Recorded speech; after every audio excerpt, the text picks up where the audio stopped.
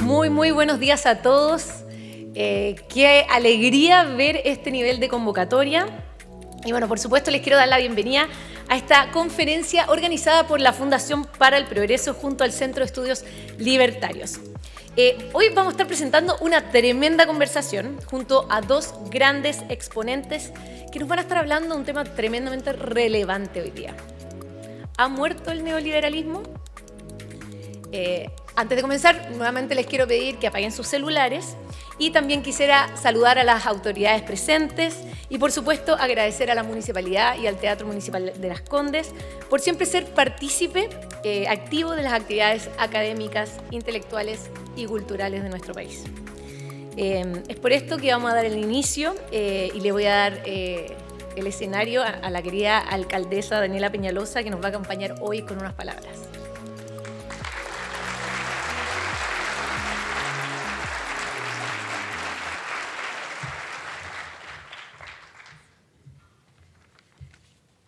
Hola, muy buenos días. Saludarlos a todos de forma muy especial, también a todas las autoridades que nos acompañan.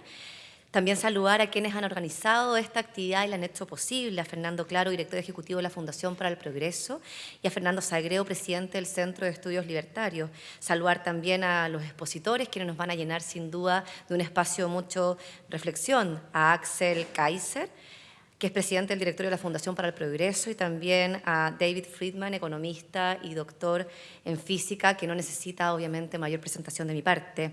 Siempre es un orgullo para mí como alcaldesa y para nosotros en la Comuna de Las Condes abrir el Teatro Municipal de Las Condes para el debate de ideas, pero sobre todo para el debate de ideas y el intercambio de ideas que defiendan la libertad. Hace unos meses recibimos acá a Mario Vargas Llosa, a Catellana Álvarez de Toledo, y hoy vamos a recibir a David. Queremos que Las Condes sea también un lugar donde siempre se debatan las ideas en torno a la libertad, donde siempre podamos discutir y correr las barreras para que tengamos una comuna más libre, pero también una sociedad y un país más libre. Es especialmente relevante esto en los tiempos que vivimos hoy en nuestro país, y por eso también es una gran alegría ver que el teatro está casi lleno de gente joven. Eso sin duda es una gran alegría, y agradecer el trabajo que hacen ambas fundaciones y el Centro de Estudios por la convocatoria. Es importante que todos los que estemos acá no solamente nos quedemos en el debate y las ideas que vamos a reflexionar hoy día, sino también nos preguntemos cómo las vamos a llevar a la acción y desde nuestro rol, cómo vamos a construir un país más libre y justo. Quiero darle nuevamente la bienvenida a cada uno de ustedes, nuevamente saludar a David, y espero que este espacio sea de gran interés para cada uno de nosotros. Muchas gracias.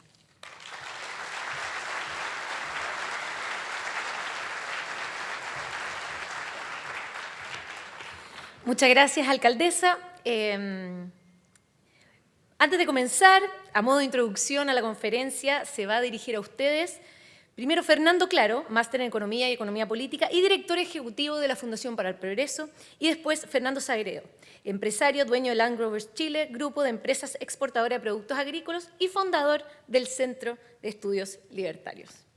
Fernando.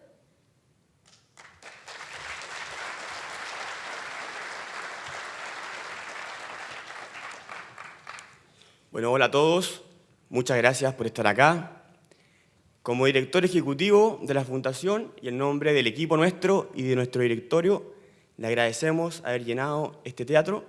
Muy emocionante ver a tanto joven, como dijo la alcaldesa. Así que saludo también a la alcaldesa y a la autoridad aquí presente por tener este teatro, centro cultural que esperamos se consolide aún más para la comunidad y todo el país. Y bueno, no me queda nada más que decirle, yo creo que muchos nos conocen, pero igual aquí hay mucha gente que obviamente no conoce bien lo que hacemos, a visitar lo que hacemos en la Fundación, a visitar nuestra página de internet, a suscribirse a nuestro newsletter, a nuestro WhatsApp, donde informamos todo lo que hacemos. Esta charla, para que sepan, es la charla inaugural de un curso intensivo que tendremos estos 3 días. Tendremos a 50 jóvenes, desde Arica a Magallanes, incluso Latinoamérica, estudiando las ideas del liberalismo, la sociedad libre y reflexionando al respecto. Además tenemos cursos semestrales para quienes no están inscritos. Me imagino que estarán los 50 jóvenes, ¿o no? Levanten la mano. Estoy improvisando. Bien, mira ahí. Quienes no están inscritos pueden seguir siguiendo, o sea, pueden seguir nuestra página y el próximo semestre tendremos nuestra Academia Liberal, que es un curso más largo de un semestre en el cual se profundiza mucho más cada tema. Bien, además tenemos muchos programas en internet, en YouTube, tenemos podcast, así que síganos, suscríbanse, como están acá en todas las redes. Finalmente, les quiero decir que tenemos también una editorial, donde además generamos contenido a la antigua, publicamos libros y una revista. Se me quedó la revista, pero la pueden encontrar junto a todos nuestros libros en su librería más cercana. Vayan donde su librero, la revista se llama Átomo y va en su número 8. Este último número trata del tema que se conversará hoy, neoliberalismo, una palabra que a nadie nos gusta, pero es que es bueno reflexionar en torno a ella. Hemos tratado temas como feminismo, corrección política, democracia, incluso drogas. Así que los invito a buscar la revista y a todos nuestros libros. Tenemos libros de grandes pensadores internacionales como Jason Brennan, Roger Scruton, incluso chilenos como Jorge Millas. Así que bueno, los invito a seguirnos y nada más que los dejo aquí con mi tocayo, Fernando Sagreo, del Centro de Estudios Libertarios, a quien también le agradecemos haber hecho posible la venida de David Friedman y a quien también le agradecemos haber venido a un país tan lejano a conversar con el presidente de nuestro directorio, Axel Kaiser. Muchas gracias.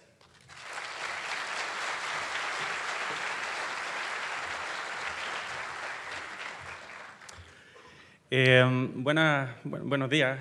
Primero que nada, muchas gracias por estar aquí con nosotros. La verdad que para mí es un honor estar aquí. Más que hablar un poco de temas técnicos de nuestro centro de estudios, que es un centro de estudios incipiente, les quería contar por qué lo hicimos, básicamente. Nosotros somos empresarios que partimos, la verdad, con una idea y nada de dinero. Y la verdad que a medida que fuimos creciendo, junto a mi socio, Jorge Vera, que está acá presente, nos dimos cuenta de que pasamos de ser emprendedores a empresarios y también pasamos a tener una especie de odiosidad en ese camino. Por lo tanto, notamos que había un gran castigo al éxito económico y, por ende, notamos que las ideas que estaban llevando a nuestro país al fracaso se iban a convertir en realidad en un corto plazo y así es lo que ha pasado, la verdad. Actualmente nosotros seguimos dando la batalla por las ideas. Nuestro país está pasando por un momento muy complicado.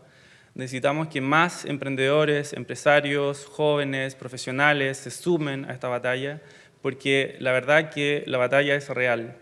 Las ideas que predominan van a crear las instituciones que predominen en los próximos gobiernos y, por ende, por ejemplo, la nueva Constitución. Entonces, si tenemos las ideas incorrectas, lo que va a pasar es simplemente que nuestro país se va a alejar más y más del desarrollo. Como les decía, nosotros tenemos una historia empresarial bastante peculiar, no heredamos absolutamente nada, empezamos de cero, de lo cual estamos orgullosos y los invito a quienes sean emprendedores, empresarios, a que se sumen a crear instancias similares y también a seguir al Centro de Estudios Libertarios en todo lo que está haciendo. Los invito también a seguir nuestras redes sociales y por sobre todo a no dejar que las ideas incorrectas arruinen nuestro país. Yo tengo una exportadora, la cual está presente en alrededor de 60 países y bueno, he viajado mucho. Y la verdad que nuestro país es maravilloso, pero creo que al estar tan lejos del mundo no se valora.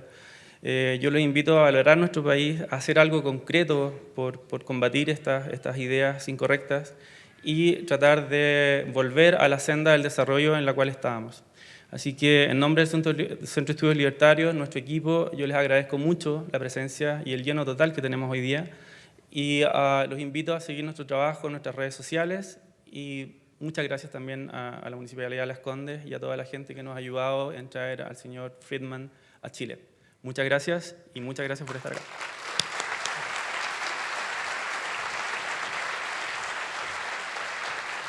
Muchas gracias a los Fernandos. Y bueno, repetirles que sigan a los dos, a la Fundación para el Progreso y al Centro de Estudios Libertarios en sus redes sociales, porque esta es una de las primeras grandes eventos que estamos haciendo y para el 2023 se vienen tremendas cosas, así que síganos para poder saber y participar de lo que viene. Bueno, ya lo que vinimos. Los voy a dejar con nuestros dos grandes invitados, es un placer poder presentarlos. Axel Kaiser, doctor en filosofía y autor de numerosos libros de liberalismo y economía. Además, es el presidente del directorio de la Fundación para el Progreso y me voy a tomar una pequeña libertad de contarles que el último libro, El economista callejero, lleva siendo número 1 en Chile durante prácticamente un año en el género no ficción, así que los que no lo tienen, los invito a comprarlo, que está buenísimo.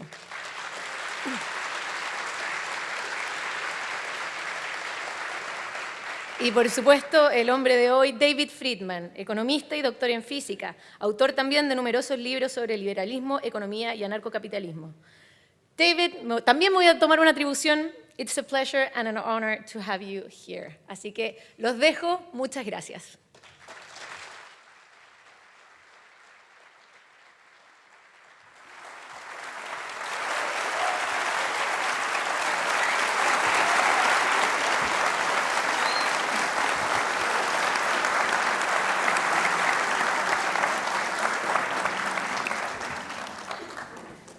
Bueno, muchas gracias por estar acá. La verdad es que impresionante la convocatoria. Creo que todos se están preguntando si se va a enterrar o no el neoliberalismo, definitivamente. Atrás hay un ataúd. David me preguntó, ¿es ahí donde vamos a hacer el entierro del neoliberalismo? Había un ataúd acá atrás, interesantemente. Así que es casi una de esas sincronías, como decía Carl Jung. Quería agradecer primero al Centro de Estudios Libertarios por colaborar con nosotros, la Fundación para el Progreso, para hacer posible la visita de David acá a Chile, que es la primera vez que viene. Por supuesto también a la alcaldesa Daniela Peñalosa por permitirnos utilizar su casa para hacer esta actividad que no es simple encontrar lugares apropiados y adecuados para hacer este tipo de cosas. Así que muchas gracias a la alcaldesa, a la Municipalidad de Las Condes y a todos los organizadores por permitirnos estar acá y por supuesto a todos ustedes una vez más por levantarse temprano para venir acá a esta conversación. Y vamos a llevar la conversación en inglés, obviamente, y ustedes la pueden seguir con traducción simultánea y luego vamos a ver si nos alcanza el tiempo tal vez para alguna pregunta. Así que David, thank you very much for being here. You can see there is a lot of interest in this talk, in this conversation we're going to have. And you were saying, are we going to bury neoliberalism in this casket that we saw behind the scenes? So I would like to ask you first about economics, right? Because the idea of neoliberalism is tied, at least in the public narrative, right, to a certain view of economics, and I would like you to explain what's your view on economics overall. Certainly. Let me start by apologizing for the fact that I'm speaking to you in English, but if I tried to speak to you in Spanish, I would owe you a much larger apology. In my view, economics is not the study of the economy. That's only one of the things it's used for. Economics is a way of understanding human behavior. And its central assumption is that the pattern in human behavior is that humans have objectives and tend to take the actions that achieve them. And that's what economists mean by rationality. And obviously people are not perfectly rational. But if you want to predict what people, especially strangers who you don't know, are going to do, the best you can do is to assume that they will take the actions that are in their interest. And that can be applied not only to the market, it can be applied to politics. There's a branch of economics called public choice theory, in which instead of asking what should the government do, you ask what will the government do. And you try to understand the government the same way we understand the market, as the result of the interaction of individuals acting in their rational self-interest. So that it turns out, for example, as some of you may know, the economics of foreign trade were worked out a little more than 200 years ago by a man called David Ricardo. And from then till now, almost all competent economists have agreed that it's in the interest of a country to have free trade. As far as I know, only 3 countries in that period have done it. Actually, 2 countries and a crown colony. One of them was England in the 19th century. One of them was Hong Kong in the 20th century. And I now have discovered that the third one is Chile in recent history. All 3 of them were economically very successful societies. Hong Kong is, I suppose, the most impressive ever, because it went from dirt poor and having to import drinking water at the beginning of the post-war period. In about 3 decades, it became richer than England per capita. Nonetheless, all the rest of the world doesn't do it. All the rest of the world has tariffs. And one of the things public choice theory explains is why. Why it is not in the interest of the population of a country to have tariffs, but it is in the interest of politicians to pass tariffs. Because the beneficiaries of a tariff are a small group, the industry that's being protected, the car companies in America. The losers are a very large group, and small groups can organize to buy politicians much more easily than large groups can. And that explains a rather striking pattern of almost every country in the world not doing what the economists tell them is their interest. I like to say, for anybody who doesn't believe me, this is one of the few things that I and Krugman agree on, that free trade is a good idea. So anyway, but economics applies to all sorts of things, so that you can use economics to understand why armies run away. You can use economics to understand why marriage is a long-term contract. I discuss both of those in one of my textbooks. So it's not just about the economy, it's about understanding what people will do. And in my view, the strongest argument for the free market is not that it is perfect, but only that if you apply the same tools to understanding its alternatives, which is the political system, it turns out that the same things that make the free market sometimes do the wrong thing usually make the government do the wrong thing. That all societies face a common problem, which economists call the coordination problem. In order to do anything at all, anything substantial, you need to get millions of people to cooperate. It may not be obvious, but if you want to plant tomato plants in your backyard, you're going to need a shovel. You don't make shovels. Somebody else sells you the shovel. He doesn't make shovels. Somebody else makes the shovel, but they don't make the iron or steel that the blade is made out of. They don't cut down the trees the handle's made out of. Someone else has to do that. And if you trace back the causal links to doing even something as simple as planting tomatoes in your backyard, it turns out that there are millions of people who have to somehow coordinate what they're doing, so that the shovel you need is there, and the steel that the shovel maker needs is there, and so forth. And there are basically only 2 solutions to this problem, and the obvious one doesn't work. The obvious solution is somebody at the top telling everybody else what to do. And that works for very small groups, for a firm with 4 or 5 employees. Maybe it works for a football team, I'm not sure. But it doesn't work for 1 million people or 1 billion people, for reasons we're probably familiar with. We observed them fairly strikingly in the breakdown of the Soviet economy, that nobody can know enough either to figure out what people should do, or to make them do it, or to know if they're doing it. The solution that does work is a decentralized system where each individual solves a little tiny bit of the problem, his bit of the problem. And the way it's possible to coordinate with decentralization, the thing that economists have to understand and many people don't, is to have a system where when I take an action, I bear the costs and receive the benefits. And as long as you can do that, then whatever action it's in my interest to take is the action that's in our interest, because it's an action where total benefits are larger than total cost. And what isn't in my interest is not in our interest. And the market does that, although imperfectly. It does that because if I want to make something and I want to hire people to do it, I have to pay them enough so they are no worse off working for me than whatever else they could do. So the cost of their time working for me is a real cost, but it's transferred to me because I have to pay for it. Similarly, the benefit of what I produce is a real benefit, but I get to sell what I produce, and therefore most of that benefit gets transferred back to me.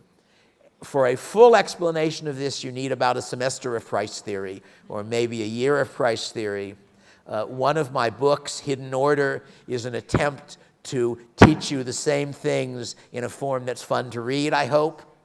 I should say the reason I wrote that book was I had written a textbook, my price theory textbook, and I gave a copy of it to my favorite aunt. And she gave a copy of it to her son. And he gave the copy to his daughter. And his daughter lent the copy to her fiancé. And I was told that the fiancé entertained the family at breakfast with readings from my price theory textbook. And I decided if it worked for that, I ought to rewrite it as a book that was not intended for people taking courses, for people who wanted to learn things themselves. And so you can get a much more detailed picture of what I think economics is and why it usually solves the coordination problem by reading my book Hidden Order. Unfortunately, it is not in Spanish yet, though hopefully that will change. It doesn't work perfectly, and economists are fond of pointing out what they call market failure, situations where because somebody is not bearing the costs of his action, if my steel mill produces sulfur dioxide, which blows down the wind and makes other people cough, I don't take account of that cost in my decisions, so I might make steel even if the total costs were larger than the benefits. Similarly, there are cases where you don't receive all the benefit. So if I invent some fundamental scientific principle, other people benefit by it, and I don't get most of that benefit. So therefore, the market does not do a perfect job. But market failure is not about markets. Market failure describes any situation where individually rational behavior is not group rational behavior. Any situation where, because somebody is not bearing the costs of his action or is not receiving the benefits, he has the wrong incentives. So my standard example when I'm talking about this is an army running away. Imagine it's 1,000 years ago on the other side of the Atlantic Ocean, and you're one of 10,000 spearmen in a line. And you're all pointing your spears that way, because coming at you are 10,000 men on horses, and they've got lances. And you do a very quick cost-benefit calculation. You say, if we all run, we will get ridden down and killed. If we all stand, with luck, we can stop their charge. And some of us will die, but many of us will live, so I should stand. I'm sorry, I made a mistake. I said we. I don't control him and him. I just control me. If I run, one man out of 10,000 will have very little effect on whether or not we stop the charge, and I won't be one of the ones killed. If I stand and everybody else runs, I'm dead. So it is in my interest to run, even though it's in our interest not to run. So we all run and most of us die. Welcome to the dark side of rationality. So that's market failure just as much as air pollution results in market failure. It's a general problem in human activity, and the market is about as close to a solution as we have, but it's not a perfect solution. The problem is that the alternative to the market is a political system in which you don't need people's consent, in which you can say to somebody, give me tax money whether you want to or not. You can say to somebody, you're not allowed to do that whether you want to or not. That would be a fine idea if you only had an all-wise, benevolent ruler making the decisions, but we only have human beings making the decisions. And the incentives of the human beings making political decisions are not the correct incentives. If the government sets a high minimum wage, and the result is that poor people can't work because they are not worth that minimum wage to any employer, it is not the politician who passed the minimum wage who gets unemployed. If the government does any of the things it does, even if it's true of you as voters too. If you vote for the wrong person, first, the chance that your vote will affect the outcome is very low, like the Spearmen out of 10,000. And if it does, by some unlikely chance, make the better guy win, you will share that benefit with all the other inhabitants of Chile, so you are getting only a tiny fraction of it. So informed voting faces what economists call a public good problem. That if you bear costs becoming an informed voter, almost all of the benefit, if there is any benefit, goes to other people. Consequently, rational voters are ill-informed. That is to say, it is not worth buying information if the information costs more than it's worth. For some odd reason, neither American politicians nor Chilean politicians run with the slogan, "I'm the bad guy." As far as I know, no American politician has ever offered into Congress a bill entitled "A Bill to Make Farmers Richer and City Folks Poorer." We, in fact, have such a bill every year. It's called the Farm Program, and it's generally designed to make food more expensive. I don't know what the situation is here, but that's not what it's called. There is always an explanation of why it's for everybody's good. So in order to figure out who you should vote for, you have to actually spend a great deal of time and effort thinking about it and looking at the evidence and listening to arguments. It isn't worth doing. It's worth doing for fun if you enjoy that sort of thing, but it's not worth doing as a way of controlling the government. And the result is that the democratic politics in my country, and I suspect in your country, involves a whole lot of demagoguery, making whatever argument is easy to sound good, whether or not it's right or not, and relatively little actual sense. So the problem is that market failure not only is a problem with markets, it's a problem with government, and whereas it's the exception in the private market, which occasionally happens, it's the rule in the public market. There's a friend of mine who, a good many years ago, wrote an essay essentially about why he wasn't a libertarian. And there's a sentence in that essay about market failure problems, where he says that these are problems which cannot be solved except by government. And I told him that he had 3 words too much in that sentence. That they cannot be solved with or without government, unfortunately. And the government simply brings in a different set of market failure problems in its attempt to solve the regular ones. So that's a long talk. No. We are here to listen to you. I mean, what about issues like global warming, Greta Thunberg saying the end is near, the apocalypse is upon us, and people saying if governments don't do anything about it, then we're all going to die, basically. How do you respond to that? Global warming is an interesting case. I think it is reasonably clear that it's real, and it is very likely that it is mainly due to putting CO2 in the air, although climate is a very complicated system, so it's hard to be certain. What is unclear is what are the effects. That if you actually think about climate change, you realize that it has both positive and negative effects on other people. One big positive effect that only occasionally gets mentioned is that increasing CO2 makes plants grow better, because CO2 is an input to photosynthesis.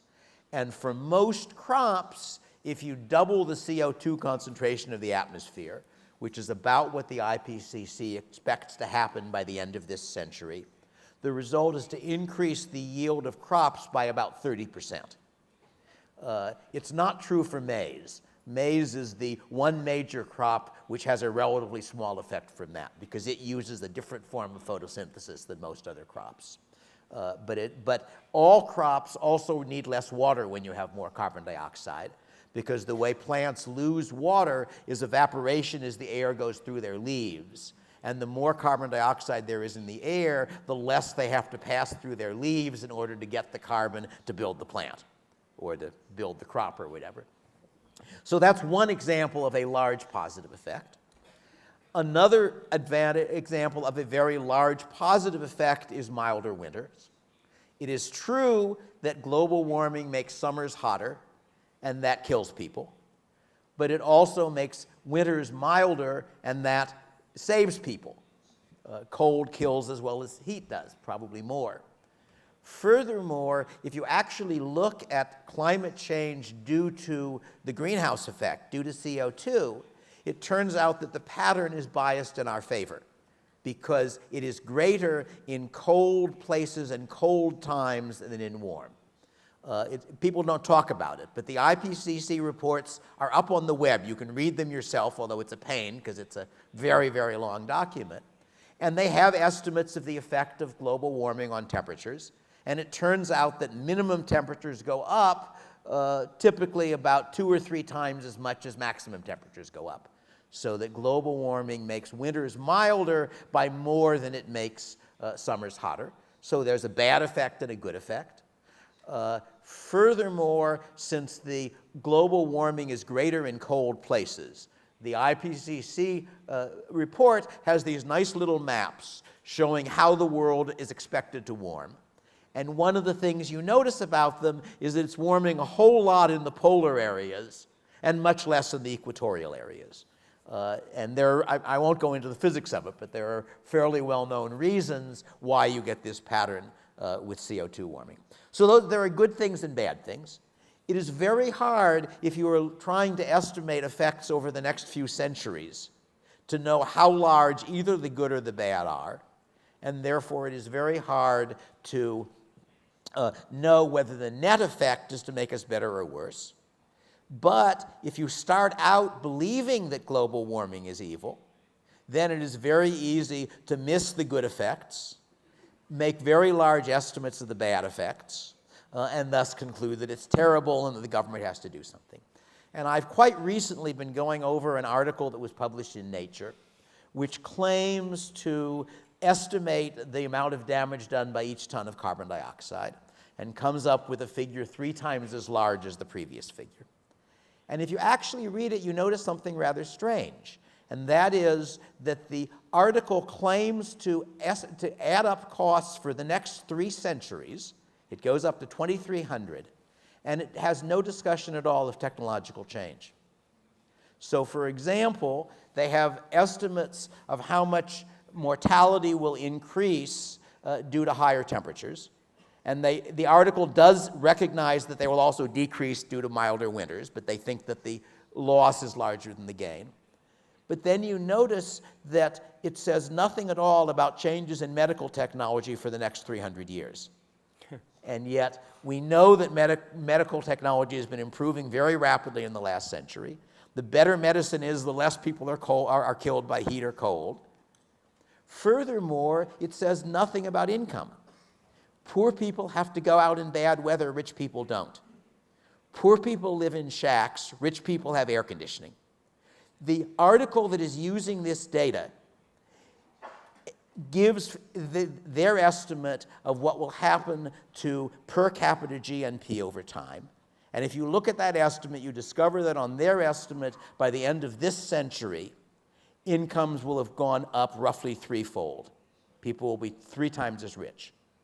That surely would reduce the mortality due to hot summers. They ignore that. They are calculating not to the end of this century, but to the year 2300. On their figures, by 2300, per capita income will be 11 times what it now is. They entirely ignore that. Well, why? And my answer is that if they had gotten the opposite result, if they had concluded that the cost of carbon was 1/3 what people thought instead of 3 times, I believe probably Nature would not have published the article, and probably the professional careers of the authors of the article would have been much less successful. That you tell people what they want to believe, and the government wants to believe that they have very strong reasons to regulate things. And in fact, the Environmental Protection Agency has announced that they are looking at this article in order to decide how strongly they should try to prevent various things that I think methane in particular, that create CO2. So that's one example of my general point, that it isn't that there aren't problems, there are problems.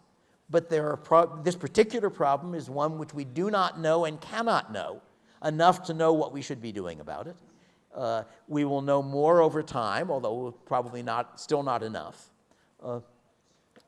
I should add, the other weird thing about the whole climate discussion is that while the scientific analysis, what you see in the IPCC reports, is, I think, mildly biased towards thinking that global warming is bad, the public discussion is enormously biased compared to the scientific discussion. So if you look, for example, there's a man called William Nordhaus who got a Nobel Prize for analyzing the economics of climate change. His rhetoric is all that we have to do something about it. But if you actually look at his numbers, it turns out he has a book. I don't remember the exact number, but roughly speaking, his estimate is if we do nothing at all about it, the result is that by the end of the century, the world will be a few percent poorer than if we do something about it. That in fact, on his numbers, it's a wet firecracker, not a catastrophe. But his rhetoric always, he has an article, which I have a blog post that sort of analyzes, where he says that the question is, how much worse off are we if we wait 50 years to do anything about global warming, instead of doing whatever are the very best things today? And his answer is, we are worse off by $4 trillion, and wars have been started over less. That's his rhetoric. And you then think a minute, and this is $4 trillion cost spread over the entire world and over at least the rest of the century. That works out to be a little less than 0.5% of global GNP. So that putting it in terms of taking the whole figure for the entire world for at least a century, but he may be going longer than a century, makes it sound like a big number, but in fact it's a tiny number on the scale of a global economy for a century. And that's, I think, fairly typical. In addition to which, he ignores the fact that one advantage of waiting to do anything is that information accumulates, and that therefore, if you're not sure what you should do, the best answer is do nothing and watch. Anyway, so that would be at least my view on, and I should add, I got into this 50 years ago, before there was a climate change issue, and because I got into it with population growth, that back in the 1960s and early 70s, the catastrophe of population growth was very much like the catastrophe of global warming is now. That just as all of the sort of authoritative, all of the experts proclaimed, everyone knows that if we don't do something drastic to slow population growth, terrible things will happen. Poor countries will get much poorer, rich countries will get somewhat poorer. I was asked at the time to analyze the question from a pro-free market standpoint by somebody who I think was not himself pro-free market. He just wanted to see a different view of the subject, the head of the Population Council. And I tried to estimate what were the costs to other people of your having one more child. The costs to your family you're willing to bear, because that's why you choose to have the child. So what were the, in economic terms, what were the externalities? What were the effects on other people? And if you looked at it carefully, it turned out that just as in the case of climate change, there were positive effects and there were negative effects. And I concluded that they were sufficiently uncertain, so I did not know whether the total was positive or negative. I could not sign the sum. But everybody else knew the answer, that it was terrible. And they made predictions, and those predictions turned out to be nonsense, because we've now had another 60 years. And in fact, most of the poor countries of the world did not do anything serious about population growth. The population of countries in places like Africa continued to go up, and in India. And the income of people in Africa and India went up, not down. They're still very poor compared to us. They're not nearly as rich as they ought to be. But the opposite of what was predicted happened.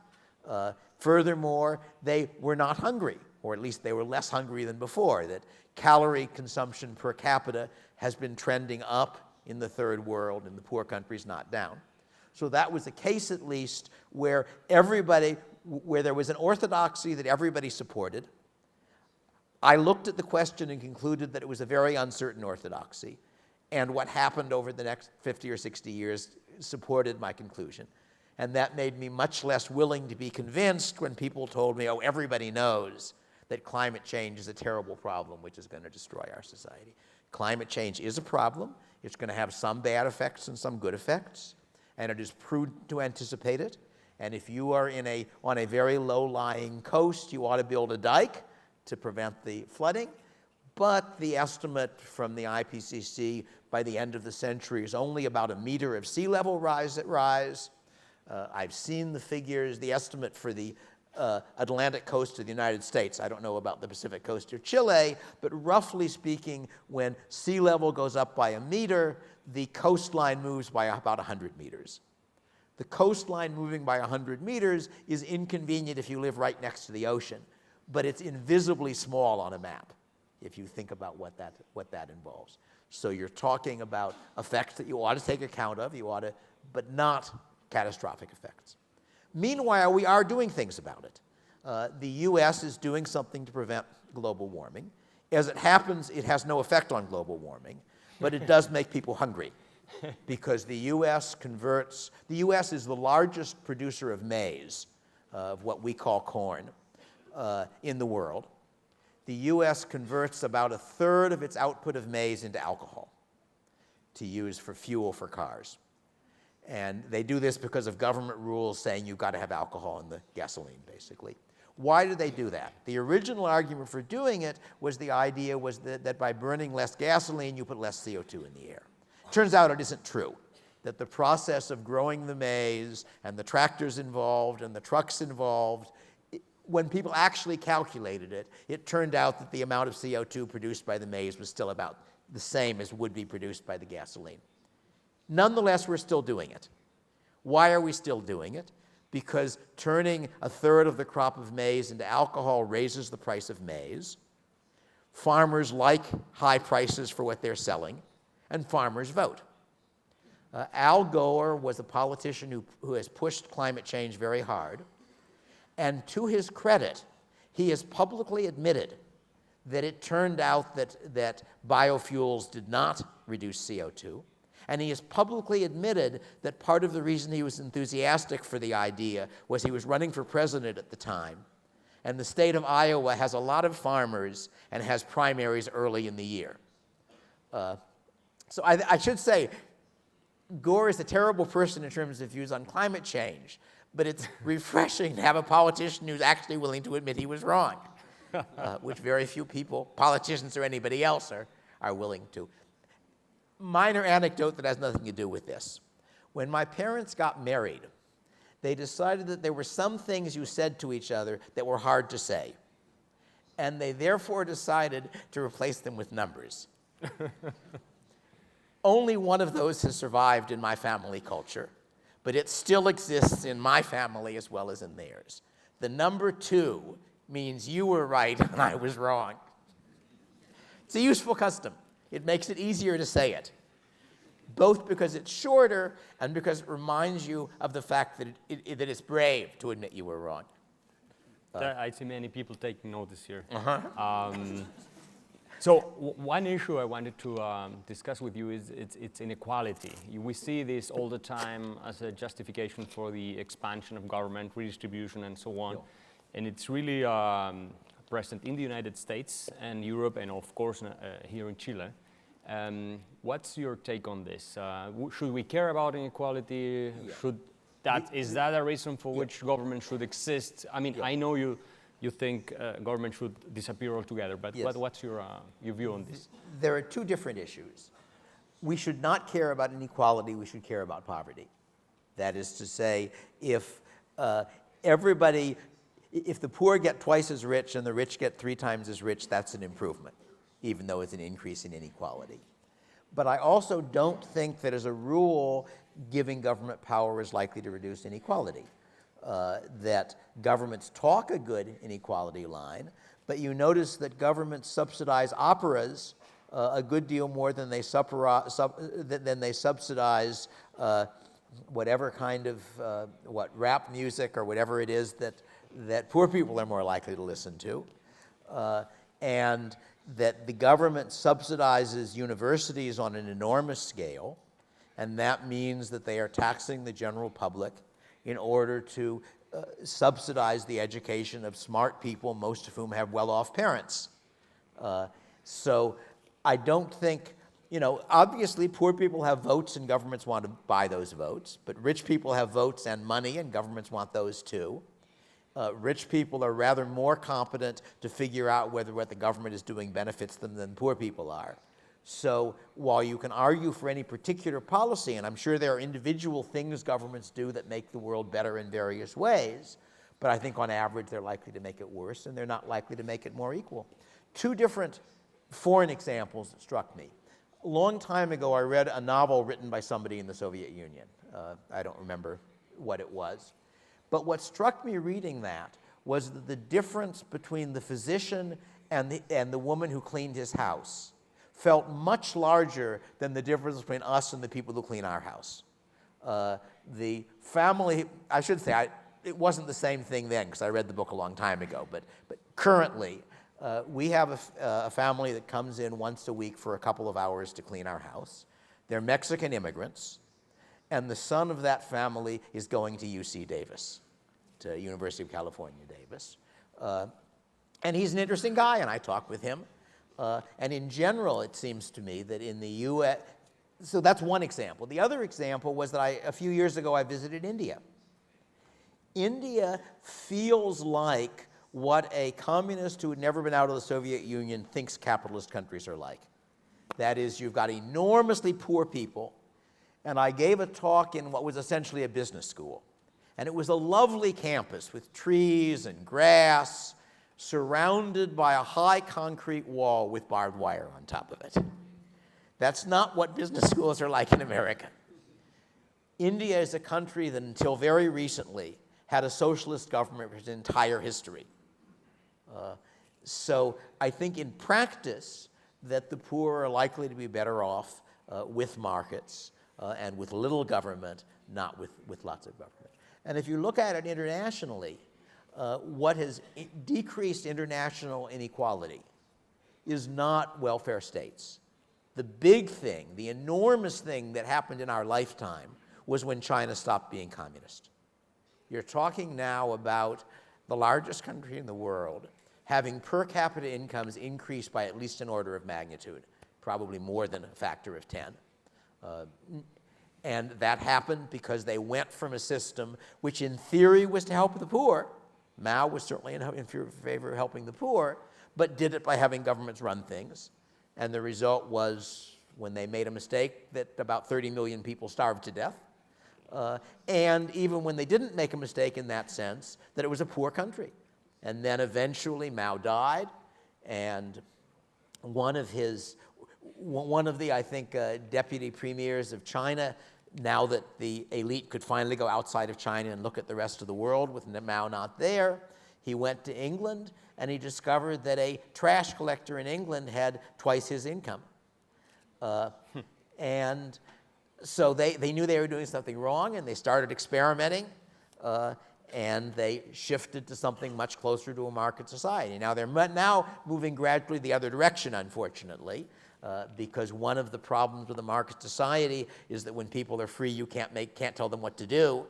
And if you're the Communist Party, you want to be able to tell people what to do. Perfectly reasonable thing to desire if you want to stay in power. But nonetheless, the end of Maoist China has got to be the fastest increase in human welfare probably that has ever occurred in human history. India is now shifting more. India wasn't as bad as China to start with, though it was pretty bad. It's shifting gradually towards more of a market system. A lot of what was wrong with India was what they referred to as the permit Raj, a system where if you wanted to do anything, you had to bribe a government official to get permission to do it, and that prevents things from happening.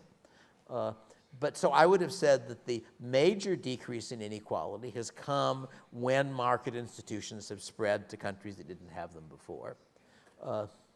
Anyway, so I guess that would be my view. But in any case, what's really important is not whether the problem is not that there are some people in China who are very rich. It's that there are very few people in China who are as poor as almost everybody was 50 years ago.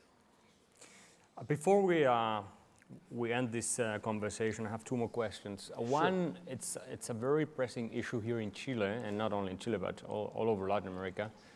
And I know you have looked into this in the case of the United States, and it's about the war on drugs and prohibition, basically. Yes.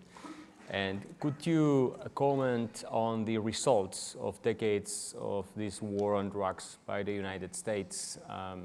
Yeah, sure. And has it worked, hasn't it worked? I'm trying to convince a lot of people in Chile we should legalize drugs. Like other wars, it kills a lot of people. A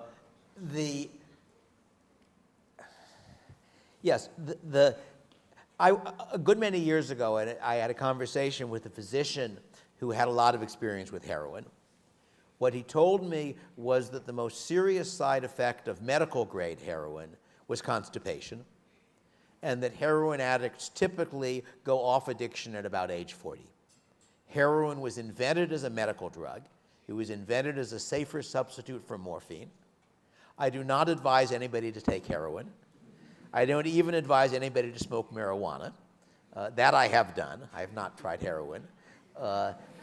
The last time I tried marijuana, which would be about 50 years ago, I was eating it rather than smoking it because I don't smoke cigarettes, so I'm not very good at smoking things.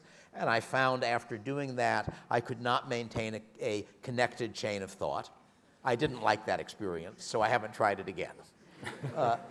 But as far as I can tell, the attempt to prevent drugs does not prevent drugs.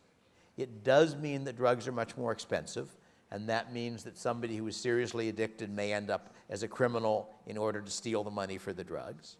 It does mean that the distribution of drugs occurs in an illegal market where quality is much lower, so you don't have very good reputational mechanisms to tell you don't buy from this dealer because he'll give you drugs that are cut with other things that'll hurt you. So as far as I can tell, almost all of I'm sure there are some costs to people using drugs that would exist even if they're legal. As you may know, some fairly prominent people were addicted to drugs. Freud was a cocaine addict. But I think those costs are small compared to the combined medical costs due to low quality and social costs due to the fact that if you are a drug addict, it costs a great deal of money, you've got to conceal it, you are an illegal person, and so forth. So in my view, at least, in my view for a long time, the appropriate policy is that if people want to shoot up heroin, that's up to them. It should be legally available in good quality, and if you want people not to do it, you persuade them not to do it, which is the normal way that human beings ought to deal with other human beings. So are you, I think we talked about this yesterday, but are you optimistic that we are moving into overall on net into a direction of more freedom? The answer is neither optimistic or pessimistic. That if you look at the world, things are always moving in all directions at once. That socialism, in fact, is dead. It's been dead for decades. There are people who say they believe in socialism, but almost none of them actually want the government to take over General Motors and grow the food, which is what real socialism was. What they mean by socialism, most of them, is a Scandinavian welfare state. And those are capitalist societies. They're less capitalist than I think they should be, but capitalism as opposed to socialism. The factories belong to people, not to the government, mostly.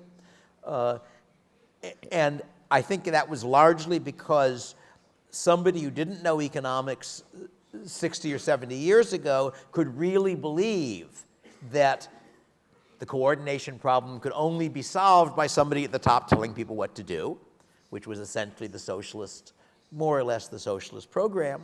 And nobody who thinks about it very much believes that anymore because the Soviet Union collapsed and turned out to be a very poor society. China stopped being socialist, even though it still claims it is, and became a much richer society and so forth. But climate change has replaced it. In general, environmentalism has replaced socialism as an excuse for government controlling people. Intellectually, that was an improvement because it really is true that there are external problems, and it really is true that the market doesn't always do the right thing in that respect. But unfortunately, because it was taken not merely as something to worry about, but as an excuse for a government to do whatever it claimed would solve the problem, it is now making things worse again. It's substituting, as it were, for socialism as an excuse for government power. So things get better, things get worse. Again, in Chile at the moment, Chile is a spectacular example of the successes of a liberal society. I don't like the term neoliberalism, by the way. It means too many different things for different people. Liberalism, I gather that in Chile, unlike America, liberalism still means liberalism. Still means what it meant in the 19th century. And call it liberalism or call it libertarianism, although it's even Chile was well short of being a fully libertarian society, but nonetheless it was a much more liberal economy than other South American economies, and it was much more successful than other South American economies. Nonetheless, people's beliefs don't necessarily fit reality in my country or in your country. Something like a quarter of the American population believes that Trump really won the last election because they want to believe it. And they correctly believe that they can't trust the New York Times. And therefore, there's no particular reason they shouldn't believe whatever they want to believe. And similarly, the simple arguments for government doing things are always there. They always sound plausible. If only government stepped in to fix this problem or that problem. And unfortunately, a lot of people in Chile, I gather, don't appreciate how well off Chile is compared to other countries. I guess Venezuela would be the obvious example. Some of the people here are Venezuelans, and I think they appreciate it. But the ordinary people in Chile, many of them don't. And the left has good rhetoric. That's one of its strengths. So I don't know. I don't know whether Chile will go back to following liberal policies, which would be a good thing, or whether it will collapse and turn into another Venezuela or something in between. That I can't predict. And similarly, I can't predict in America.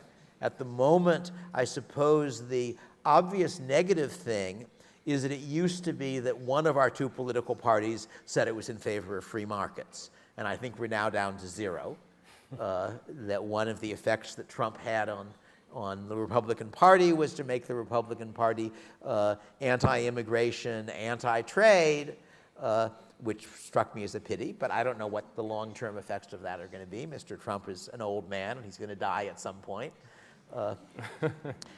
So, on the one hand, everybody, in a certain sense, at least in America, almost everybody says they believe in markets. They just want to tweak the markets a little bit, and some of them want to tweak them more than others. So and I suppose it's true that when I was in college, almost nobody knew what the term libertarian meant. And at this point, at least any serious intellectual in America realizes that is one of the alternatives, although not the alternative he believes in, typically. So I think things, as I say, things are always going in all directions at once. They're getting better in some ways and worse in other ways.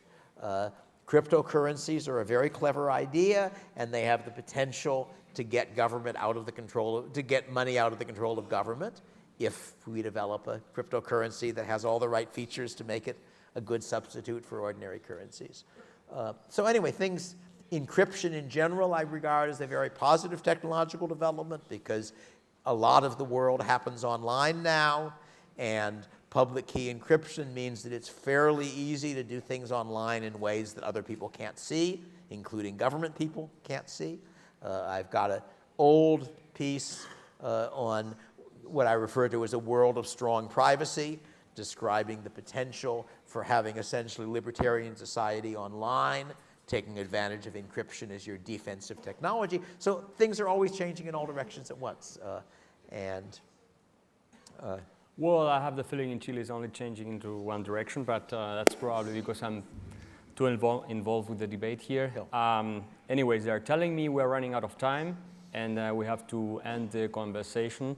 But in Chile's case, I can tell you that market institutions are still alive. In order to bury something, you have to kill it first. And if we all come together and defend them, probably they will make a comeback. So there is some hope. We will hope. So yeah, we'll hope. So please join me in thanking David Friedman for this interesting conversation.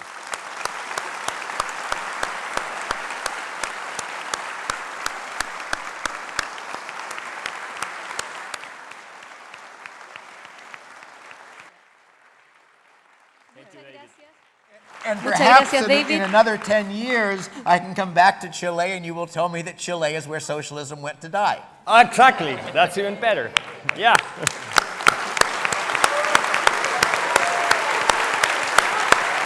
That's a good one.